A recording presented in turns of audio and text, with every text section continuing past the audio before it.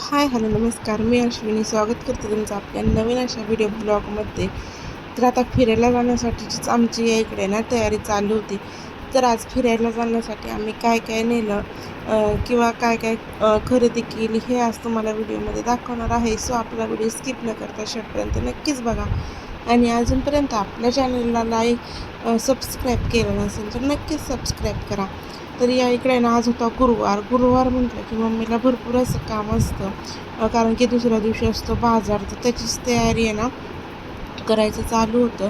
तर सगळ्यात आधी तर तिला बटाटे सोलू लागले, कारण की उशीर पण झाला होता. आणि त्यानंतर नाश्ता करायला घेतला. आता हा नाश्ता ना कोणाकोणाला आवडतो नक्कीच कमेंटमध्ये सांगा. जर शिळी चपाती राहिली ना तिचे मस्त असे 4 भाग करायचे आणि तिला खरपूस होईपर्यंत तळून घ्यायचं. आणि त्यानंतर चहासोबत खायला हे पापड इतके छान लागतात ना. आता फक्त पापडच नव्हते बरं का, तर त्यासोबत आहे ना पोहे पण करायचे होते. आणि बाजार म्हटलं की कसं गावात असल्यामुळे ना भरपूर असे लोक येत असतात पैसे मागायला, डमरूवाले म्हणा किंवा बरेचसे. तर असंच कोणी ना कोणी दारावर येणं चालू होतं. तर मस्तपैकी नाश्ता केला आणि त्यानंतर मुलांना घेऊन गेले कटिंग करायला. तर तुम्हाला तर माहितीच आहे, साई आपलं छान असा कटिंग करून देतो, पण कृष्ण मात्र कटिंग करताना भरपूर मोठं तांडव करतो. तर या इकडे साईची कटिंग करून झाली होती आणि मी पण काय पारुशाच्या अवतारात गेले होते. मला माहीत होतं कृष्णाला मला अशीच कटिंग करावी लागणार आणि त्यानंतर सगळे केस जे आहेत ना ती माझ्या अंगावर पडणार. तर शेवटी ना कृष्णाने अर्धीच कटिंग करून दिली, कारण की तो भरपूर रडत होता. म्हटलं जाऊ द्या, नको कटिंग करायला. आणि घरी आल्यानंतर आहे ना आम्ही फिरायला जाण्यासाठी लाडू आणि चिवडा न्यायचा होता आम्हाला. त्याचीच तयारी आहे इकडे ना चालू होती. तर मी तर पहिले ना शेवाचे लाडू करायला घेतले. आता तुम्हाला तर माहितीच आहे आमच्या इकडे ना गावाकडे लाडूचा प्रकार कोणता करायचा म्हटलं ना तर शेवाचे लाडू केले जातात. आणि आमच्या मम्मीच्या इकडे लाडू म्हणतात ना रव्याचे लाडू केले जातात. त्याच्यामुळे कसं आहे, कृष्णाला आणि साईला शेवाच्या लाडूची भरपूर अशी सवय झालेली आहे. तर तेच लाडू इकडं माझं एका गॅसवर करायचं काम चालू होतं आणि दुसऱ्या गॅसवर मम्मीचे ना मक्याचे पोहे करून, म्हणजे मक्याचा जो चिवडा असतो ना तो घ्यायचं करून चालू होतं. तर चला बघूयात मला हे लाडू जमतात की नाही, कारण की हे बाकीचंच करणं सोपं आहे बरं का, पण जो पाक आहे ना ते करायचं भरपूर असं अवघड आहे. त्याच्यामुळे मला जेवढे येत होतं तेवढं ना मी पटपट असं करून घेतलं.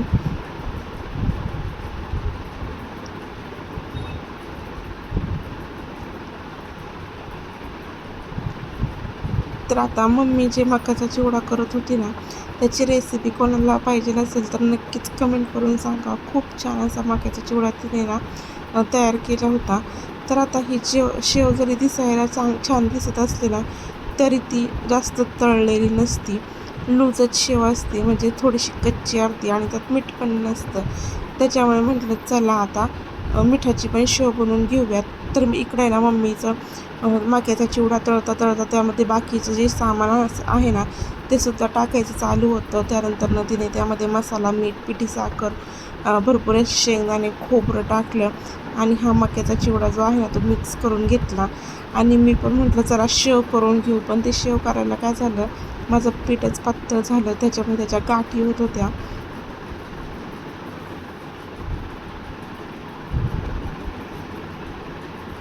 तर आता मुलांसाठी पण थोडासा मक्याचा फिक्का चिवडा करून घेतला, कारण की मुलांना कुरुम कुरुम खायला ना भरपूर आवडतं. आणि मग तिखट चिवडा खाण्याऐवजी ना त्यांच्यासाठी मिठाचा चिवडा तयार करून घेतला. आणि त्यानंतर जो चिवडा होता ना त्यात पण थोडीशी मी शेव घालून घेतली, कारण की शेव एवढी बरोबर झाली नव्हती, त्याच्या गाठी झाल्या होत्या. तर ती मग या चिवड्यामध्ये सपातून गेल्या.